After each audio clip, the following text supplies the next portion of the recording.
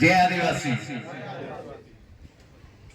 સૌપ્રથમ તો અહીં ઉપસ્થિત આદિવાસી મસીહા એવા શ્રી સોનુભાઈ વસાવા સાહેબ નો ખૂબ ખૂબ આભાર માનીએ છીએ।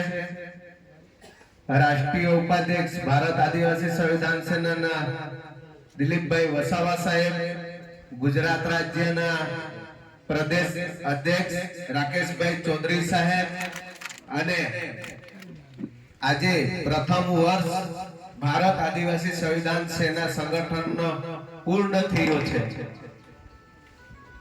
ત્યારે આજે આપણે એક શપથ લઈએ છે કે આ 20 માર્ચ નો દિવસ છે। આવનારા 20 માર્ચ આવે એના અંદર આખા ગુજરાતના અંદર આપણું સંગઠન ગુંજવું જોઈએ, એવી આપણે શપથ લેવી પડશે। બાકી તો આપણે એક બે જણ ખાલી જય આદિવાસી કરીએ એનાથી થવાનું નથી। આપણે બધાએ એક સાથે નારો નીકળવો જોઈએ। જ્યારે પણ આપણે સમાજ પર આજ બી આવે તો ત્યાં આજુબાજુના માણસો ભેગા થઈ જવા જોઈએ। આપણે એવું નહીં કહેતા કે અહીંથી સાહેબ લોકો આવશે, સાહેબ લોકોએ આપ્યું છે આપણને એટલું જ બસ। સાહેબે આપણા પાસે પાવર આપી છે, લડત લડવા માટે, સંઘર્ષ કરવા માટે બધું જ શીખવાડ્યું છે। હવે સાહેબને માર્ગદર્શન હેઠળ, સાહેબના માર્ગદર્શન હેઠળ આજે સાહેબનું નામ સાંભળે એટલે અધિકારી ઊભા થઈ જાય છે।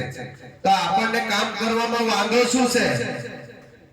જ્યારે આપણે આદિવાસી સમાજના નાનકડું પરિવારમાંથી આવીને સમાજનું કામ કરી શકીએ છીએ, અને દાદાની લડત આજે આપણા પાછળ, આપણા આદિવાસી સમાજને જાગૃત કરવા પાછળ આજે 62-65 વર્ષ જો કાઢી નાખ્યા, એની નાનકડી ઉંમરથી આજ દિન સુધી સમાજ પાછળ લાગીને સમાજને જાગૃત કરી રહ્યો છે।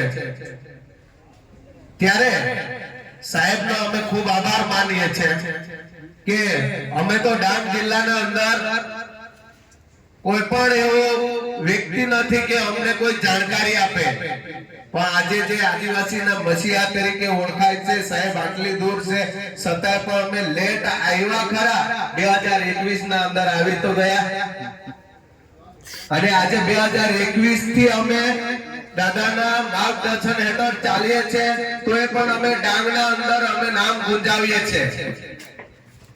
અને દાદા તમને વચન આપીએ છીએ આજે આવનારી 20 માર્ચ સુધીમાં ડાંગના અંદર અમે એક તાલુકા પંચાયત આખીની બેસાડી દઈશું, તો અમે આખું રાજકારણ છોડી દઈશું।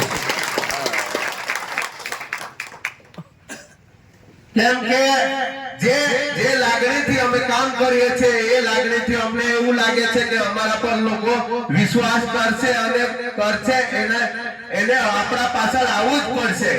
આવી પરિસ્થિતિ ભાજપ સરકારે લાવી છે અને એ લોકો આવતા થઈ ગયા છે।